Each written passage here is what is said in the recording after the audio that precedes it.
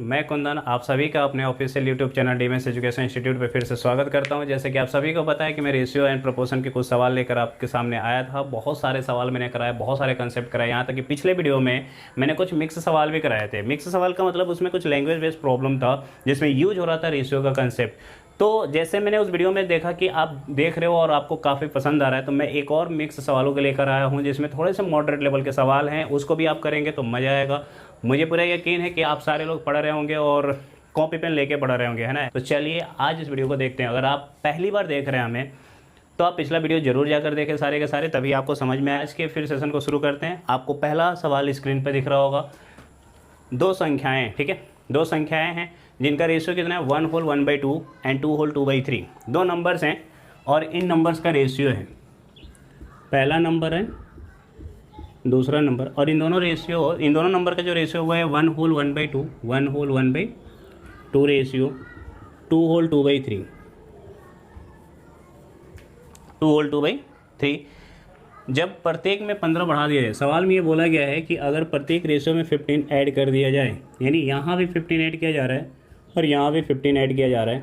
अगर ऐसा किया जा रहा है तो इनका रेशियो बन जा रहा है 1 होल 2/3, 1 होल 2/3 रेशियो 2 होल 1/2। मुझे उम्मीद है कि आप ये कंसेप्ट पिछले किसी मेरे वीडियो में देखे होंगे, शायद थर्ड या फोर्थ में मैंने करा रखा है कि अगर दो रेशियो में प्रत्येक टर्म में किसी एक नंबर का एडिशन या सब्ट्रैक्शन हो रहा है, प्रत्येक टर्म में किसी एक नंबर का एडिशन या सब्ट्रैक्शन हो रहा है, तो उसके लॉजिक क्या थे। तो ये मैं तीसरे या फिर चौथे में आप एक बार जाके देख लेना, वहाँ पे मैंने करा रखा है ये कंसेप्ट। ये सवाल यहाँ मिक्स में कराने का क्या रीज़न है, यही है कि देखो यार, यहाँ पे फ्रैक्शन में लिखा है, ठीक है, और ये मिक्स्ड फ्रैक्शन इसको बोला जाता है, जिसमें एक होल नंबर है और एक फ्रैक्शन है, प्रॉपर फ्रैक्शन है। तो ऐसे सवालों को देखकर बच्चे थोड़ा सा डर जाते हैं, उनको लगता है काफ़ी टफ है, लेकिन ऐसा कुछ नहीं है। ये 7वीं 8वीं क्लास का सवाल है जिसमें इस तरह के फ्रैक्शन को चेंज करना सिखाया गया है। तो मैं इसको बता रहा हूँ कि कैसे इसको करेंगे, ठीक है, देखते रहना इसको। तो आप एक काम करो, देखो इसको सॉल्व कैसे करते हैं। 2 1 2 प्लस 1 3/2, बहुत आसान ही है। इसको हम 3/2 लिख सकते हैं, समझना, ठीक है। इसको कैसे 3 × 2 6 प्लस 2 8/3, 8/3। मैं इसे हटा दे रहा हूँ, 3 1 3 एंड 2 5/3, और ये 4 and 1 5/2। कितना आसान था। मुझे उम्मीद है कि आप ये सब कर सकते हो, ठीक है। इसमें देखो रेशियो में अगर कोई नंबर कॉमन होता है तो वो कट जाता है। अब एक चीज़ और देखना, हम लोग इसको फ्रैक्शन से होल नंबर में कैसे कन्वर्ट करेंगे, ये भी मैं शायद थर्ड या शायद फर्स्ट या सेकंड में बता रखा हूँ। ध्यान देना, इनके डिनोमिनेटर में 2 और 3 है, एक ऐसी संख्या से मल्टीप्लाई कर दो कि ये डिनोमिनेटर हट जाए, और आप रेशियो के प्रत्येक टर्म में किसी भी संख्या से मल्टीप्लाई या डिवाइड कर सकते हैं। मुझे पूरा यकीन है, उम्मीद है कि आपको समझ में आ रहा होगा, क्योंकि आपने सारे वीडियो देखे होंगे, तो फिर कोई दिक्कत होनी नहीं चाहिए। यहाँ पे हर एक नंबर में हम किसी भी संख्या से मल्टीप्लाई या डिवाइड कर सकते हैं। बताओ 6 से जैसे ही मल्टीप्लाई करोगे 2 से कितनी बार में जाएगा, 3 बार में, और 3 × 3 कितना हो जाएगा 9, ये आपका 9 हो जाएगा।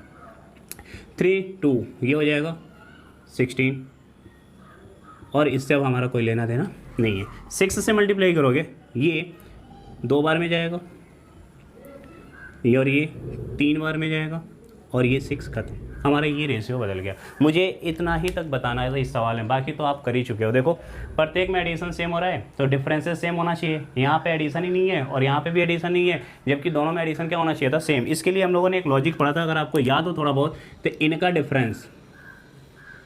डिफरेंस नीचे मल्टीप्लाई करेंगे और इनका डिफरेंस ऊपर मल्टीप्लाई करेंगे। इनका डिफरेंस 1 है, इनका डिफरेंस 7 है, ठीक है। 7 का मल्टीप्लाई नीचे और इनका डिफरेंस 1 का मल्टीप्लाई ऊपर। खत्म, सवाल हो गया। देख लो, एक नया रेशियो में लिख दे रहा हूँ, n1 रेशियो n2, समझना ज़रा, 9 रेशियो 16, और ये हो जाएगा आपका 14 रेशियो 21। अब देखो दोनों में सेम एडिशन या सब्ट्रैक्शन हो रहा होगा। मुझे ऐसा लग रहा है कि आप ये सारे सवाल की प्रैक्टिस कर चुके होंगे। 9 से 14 हो रहा है, बताओ कितना ऐड हो रहा है। 9 से 14 5, और ये 5, ये 5 रेशियो का एडिशन है। और सवाल में बोला गया है कि दोनों में कितना ऐड किया जा रहा है, 15, यानी 5 रेशियो की वैल्यू अगर 15 है तो 1 रेशियो की वैल्यू कितनी होगी, 3 होगी। अब क्वेश्चन में देख लो क्या पूछा गया है, बड़ी संख्या ज्ञात करें। बताओ बड़ी कौन है, 16 है, 16 रेशियो की वैल्यू बतानी है। बिल्कुल आसान सा सवाल है, मुझे ऐसा लग रहा है कि आपको समझ में आ रहा होगा, ठीक है। इजी से सवाल थे, ये सारे सवाल हम लोग कर चुके हैं। पिछले 2-3 दिन से मौसम ख़राब है, जिसकी वजह से वीडियो शूट होने में थोड़ा सा लेट हो गया था, ठीक है। और अभी मैं आया आप लोग के साथ फिर से जुड़ा, तो देखते रहो, पढ़ते रहो, ठीक है। रेलवे का भी पेपर है, उसके लिए भी आप अच्छे से पढ़ाई करो। बाकी तो हम ही हैं, जहाँ कहीं भी दिक्कत हो, किसी को भी कहीं भी दिक्कत हो किसी भी सवाल में, और पूरी अरिथमेटिक की एडवांस की भी, तो आप मेरे टेलीग्राम ग्रुप जो है या चैनल है उसमें आप सेंड कर सकते हो, ठीक है। देखो अगला सवाल आपको स्क्रीन पे दिख रहा होगा, ये भी लैंग्वेज का सवाल है। मुझे उम्मीद है बहुत आसान सा सवाल है, पढ़ लो आप एक बार। जहाँ एक दिन लेट होता है आपका एक मैसेज आने लगता है कि सर आप वीडियो नहीं डालेंगे। अच्छा लगता है कि आप लोग पढ़ते हो, और सिर्फ आप लोग पढ़ते हो, इसी वजह से मुझे मोटिवेशन मिलता है कि मैं अगला वीडियो भी बना के आपके सामने ले आता रहता हूँ। चलो देख लो, दो रेलवे स्टेशन के बीच फर्स्ट एंड सेकेंड श्रेणी के यात्रियों की संख्या का अनुपात 3:50 दे रखा है, ठीक है। दो रेलवे स्टेशन है, उसके बीच सेकेंड क्लास और फर्स्ट क्लास के पैसेंजर हैं, उनका रेशियो दे रखा है 3:50। फर्स्ट क्लास सेकेंड क्लास आप सुने होंगे नाम, जैसे अगर हम कह रहे हैं क्लास 1 क्लास 2, मतलब कि मान ले एक स्लीपर और एसी, ठीक है। नंबर ऑफ पैसेंजर की बात हो रही है, समझो पैसेंजर की बात हो रही है, तो पहले वाले पैसेंजर कितने 3 रेशियो और दूसरे वाले में 50 रेशियो, ठीक है। फर्स्ट क्लास में अगर 3 यात्री जा रहे हैं तो सेकंड क्लास में कितने जा रहे हैं, 50 यात्री जा रहे हैं। इस रेशियो का बेसिक सा मतलब है दोस्त, जो हम लोग पहले भी दिन पढ़े थे, कि अगर इसमें 6 जाएंगे तो इसमें 100 जाएंगे, यानी इधर अगर 2 से गुणा होगा तो इधर भी 2 से गुणा होगा। अगर इसमें 10 से मल्टीप्लाई कर रहे हैं तो इसमें भी 10 से करेंगे। अगर पहली वाली क्लास में कुल पैसेंजर 300 हैं, 100 से मल्टीप्लाई किया तो इसमें 5000 होंगे, सीधी सी बात है। इसमें 30 होगा तो इसमें 500 होगा। तो कहने का मेरा मतलब यह है कि रेशियो के आप प्रत्येक टर्म में किसी भी संख्या से मल्टीप्लाई या डिवाइड कर सकते हैं, ठीक। ये सबसे हाईएस्ट कॉमन फैक्टर का टर्म होता है, इसमें अब कोई भी डिवीजन कॉमन नहीं है। आगे बोला गया है कि फर्स्ट एंड सेकेंड श्रेणी के किराए का अनुपात, फेयर का अनुपात। किराया बहुत अच्छे से समझ रहे होंगे कि फेयर होता क्या है, किराया होता क्या है। किराया मतलब एक पैसेंजर से उन दोनों रेलवे स्टेशन के बीच की दूरी का जो रेट है, किराया है, फेयर है, वो है 5:1। इसका मतलब ये हुआ कि अगर फर्स्ट क्लास में एक पैसेंजर से 5 रुपये लिया जा रहा है तो सेकेंड क्लास में एक पैसेंजर से कितना लिया जा रहा है, 1 रुपया। समझ पा रही हैं। पहली क्लास में अगर 50 रुपये टिकट है, एक टिकट का दाम 50 रुपया है फर्स्ट क्लास में जो यात्री हैं उनके लिए, तो सेकेंड क्लास में जो यात्री हैं उनके लिए 10 रुपया है। अगर 5 रुपया है फर्स्ट क्लास में तो इनके लिए कितना है, 1 रुपया, ठीक है। फिर आगे बोला गया किसी एक विशेष दिन कुल 13,000 रुपये यात्रियों से प्राप्त हुए। अब एक दिन ट्रेन चली उन दोनों रेलवे स्टेशन के बीच, ठीक है। जैसे इन दोनों रेलवे स्टेशन के बीच ये ट्रेन चली, पता चला कि उस दिन कुल 13,000 रुपये कलेक्शन का हुआ है। तो आप जरा सोचो, अगर कलेक्शन की हम बात करते हैं, समझना जरा, कितने यात्री थे, 3, एक का टिकट का दाम कितना था, 5। अगर एक आदमी से, एक पैसेंजर से 5 रुपये लिया जा रहा है तो 3 से कितना लिया जाएगा, 15। ख़त्म, कुछ है नहीं सवाल में। और अगर इसमें 50 यात्री और एक से 1 रुपये लिया जा रहा है तो पूरे 50 से कितना लिया जाएगा, 50।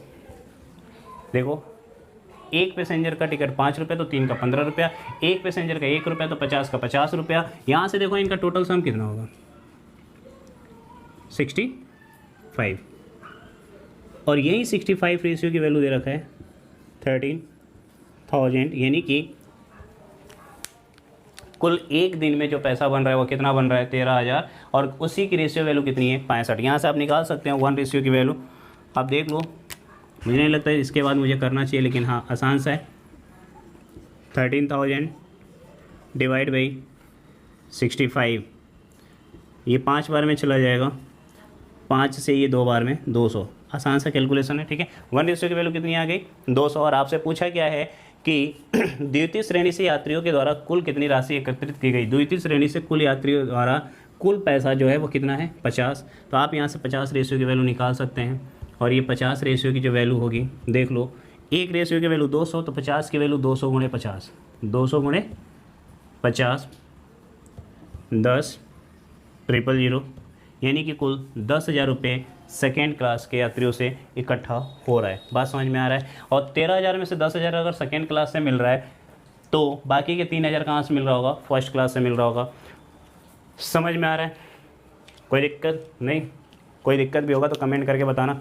वैसे भी हमें नहीं लग रहा है कि आपको कोई दिक्कत होनी चाहिए, मुझे ऐसा लग रहा है कि आप बहुत आराम से समझ रहे होंगे। वैसे भी मैं धीरे धीरे बेसिक से लेके चलता हूँ, और आपको कई वीडियो मैंने बता रखा है कि अभी सिर्फ मैं मॉडरेट और बेसिक कंसेप्ट के साथ जा रहा हूँ। एक बार ये सारा सिलेबस ख़त्म हो जाए, मैं बीच बीच में आपके एग्जाम्स ओरिएंटेड सवाल भी लेके आऊँगा, वो सारे बने हुए हैं, बस आपको एक बार कंसेप्ट मुझे सिखाना है। एक्चुअली होता क्या है कि अगर मान लो मैं कोई सवाल लेके आता हूँ और मैं कहता हूँ ये वाला कंसेप्ट इसमें लग रहा है, और अगर वो मैंने नहीं करा है तो फिर कोई मतलब नहीं है, ठीक है। तो मेरे हर एक वीडियो में जो कुछ भी है वो कहीं ना कहीं आगे यूज होगा, इसीलिए हम लोग पिछला प्रीवियस जो भी है उसको उस कंसेप्ट से लेके चल रहे हैं। तो आप एक कोशिश बस करते रहो कि कॉपी पेन लेके बैठो हैं, और सवाल लिखने की तो ज़रूरत नहीं है, बस सॉल्व करते रहो। आपके मोबाइल में यूट्यूब पे हमेशा ये रहेगा। सबसे अच्छी बात यही है कि आपको अलग से नोट्स बनाने की ज़रूरत नहीं है, सिर्फ आपको सॉल्व करने की ज़रूरत है कॉपी पे। रिवीजन करते रहो, बिना रिवीजन से कुछ होगा नहीं। क्लास में बताया करता था कि अगर आप पढ़ते हो एक चैनल से और दूसरे चैनल पर चले जाते हो और रिविज़न नहीं करते हो तो सब बेकार हो जाता है। अगली सवाल स्क्रीन पर आपको दिख रहा होगा, देखो पढ़ो, वो भी खूबसूरत सा सवाल है।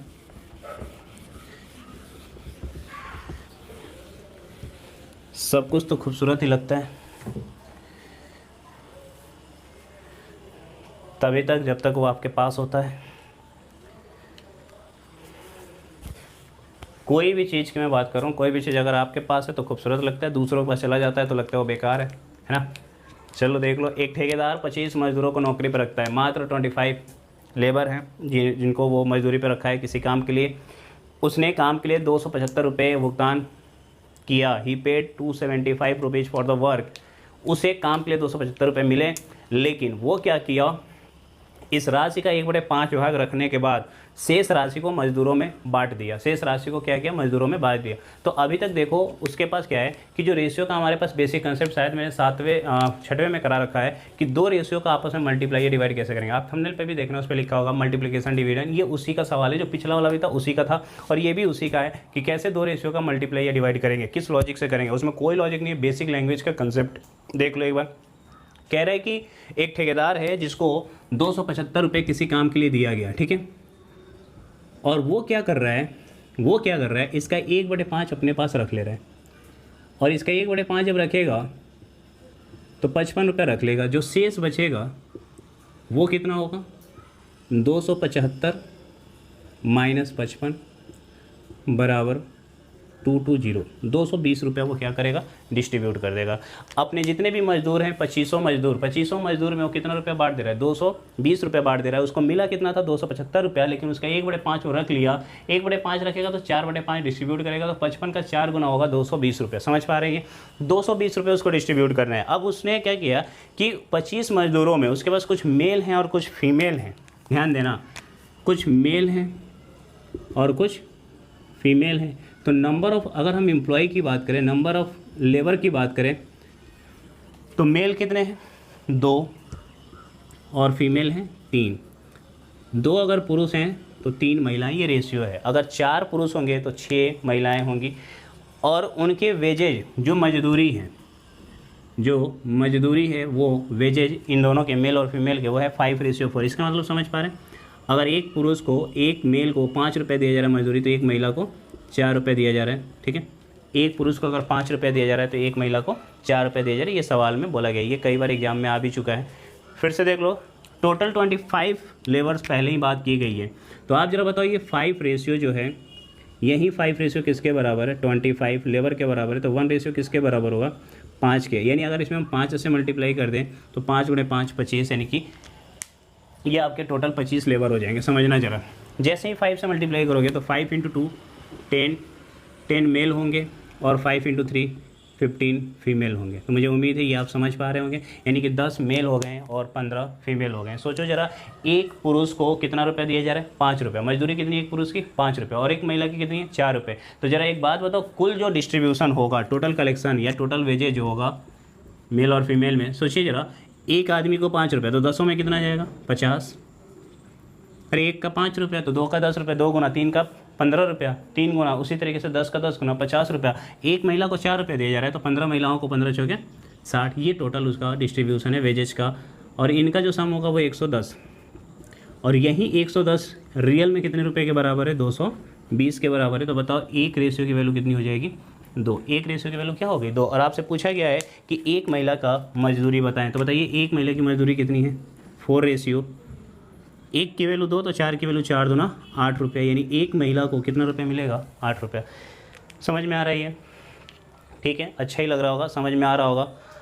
मैं कोशिश यही करता हूँ कि आपको वो सारे सवाल मिल जाएं जिसमें बेसिक कंसेप्ट हो रेशियो का, और उससे आप आगे के सवाल कर सकें। एक बार कंसेप्ट सीख जाओगे तो आप बहुत सारे सवाल करोगे, ऐसा मुझे लगता है। क्योंकि मैं जहाँ तक क्लास लेता था उसमें बच्चों से यही रिस्पांस मिलता था कि अगर वो एक बार कंसेप्ट समझ जाते थे तो उनको बहुत सारे सवाल आसान लगते थे।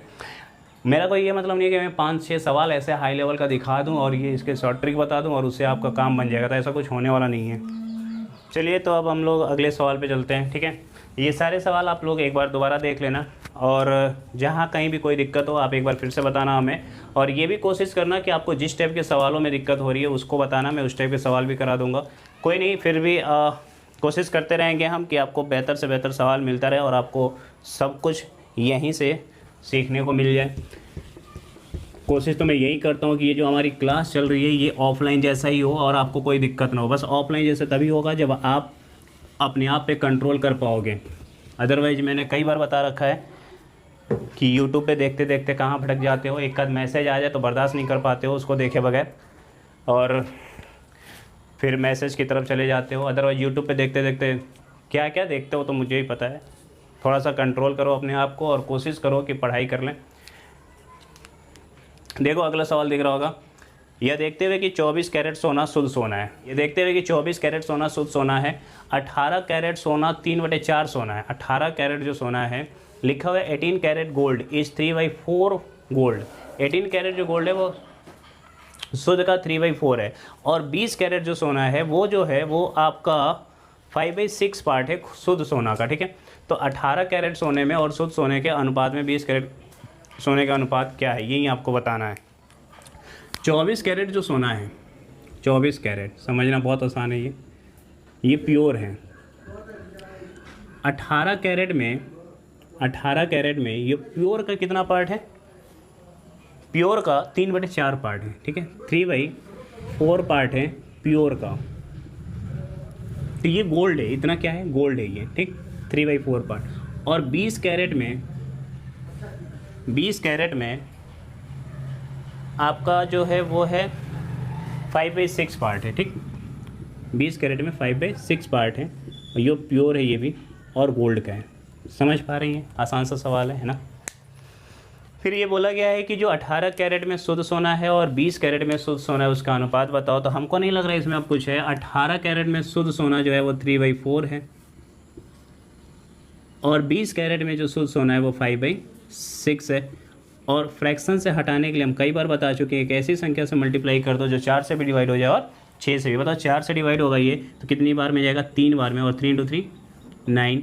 6 से डिवाइड होगा तो 2 बार में, 5 × 2 10। ये इस सवाल का उत्तर है। तो ये हमारा रहा मिक्स सवालों का पूरा एक वीडियो। मैं इसके पहले भी मिक्स सवाल के कुछ एक वीडियो डाल चुका हूँ, उसको भी आप देखिएगा। अगली क्लास में कोशिश करूँगा प्रपोर्शन के कुछ कंसेप्ट बताऊँ और उसके बाद एज के। तो ये आपका जो पहला चैप्टर था ratio, proportion and age problem, तो ये इसमें लगभग अब ख़त्म होने के करीब है। और जब कभी भी आप एक बार बैठो पढ़ने तो पीछे का रिवाइज ज़रूर किया करो। जब तक रिवाइज नहीं करोगे बात नहीं बनेगी, है ना। तो अगली वीडियो में लेकर आऊँगा बहुत सारे कुछ अलग सवाल जो प्रपोर्शन के होंगे। तब तक के लिए थैंक यू।